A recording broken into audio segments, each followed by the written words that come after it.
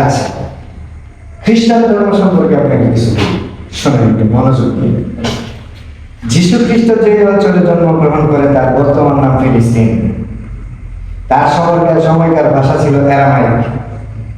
ঠিক আছে, অ্যারামাইক ভাষায় আল্লাহ শব্দের জায়গায় ইলাহ শব্দ ব্যবহার করা হতো। ইলাহ ব্যবহার ছিল। যীশু খ্রিস্ট যখন কাউকে দেখতেন তাদেরকে বলতেন, আপনার উপর শান্তি ভাষা হোক, শান্তি বর্ষিত হোক। আমরা মুসলমানরা যেটা বলি আসসালামু আলাইকুম। ঠিক আছে, আচ্ছা, এটা তিনি বলতেন অ্যারামাইক ভাষায়। ঠিক আছে, তারপরে এটা কোথায় লেখা আছে? বুক অফ জন 20 নম্বর অধ্যায়ের 19 নম্বর শ্লোক। যীশু খ্রিস্ট ওই কথাই বলতেন অ্যারামাইক ভাষায়।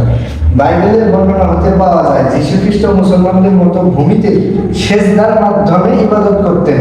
বুক অফ ম্যাথিউ 26 অধ্যায়ে 45 অনুচ্ছেদ।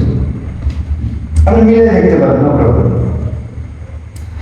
যীশু খ্রিস্ট কখনো শুকর খাননি।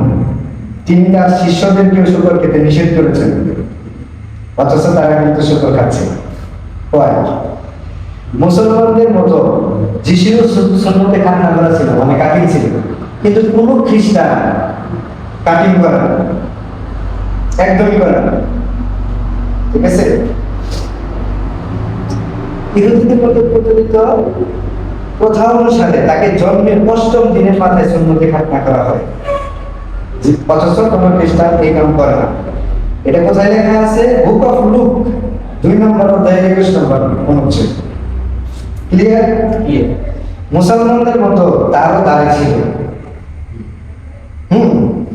মুসলমানদের মতো তিনিও নিয়মিত দান সদকা করতেন। মুসলমানদের মতো তিনিও রোজা রাখতেন। ঠিক আছে, বুক অফ ম্যাথিউ লেখা আছে, বুক অফ ম্যাথিউ 8 নম্বর অধ্যায়ের 11 নম্বর অনুচ্ছেদ, 1 নম্বর অনুচ্ছেদ, সরি। তাহলে আপনারা খ্রিস্টান হয়ে এই কাজগুলো কেন করেন না?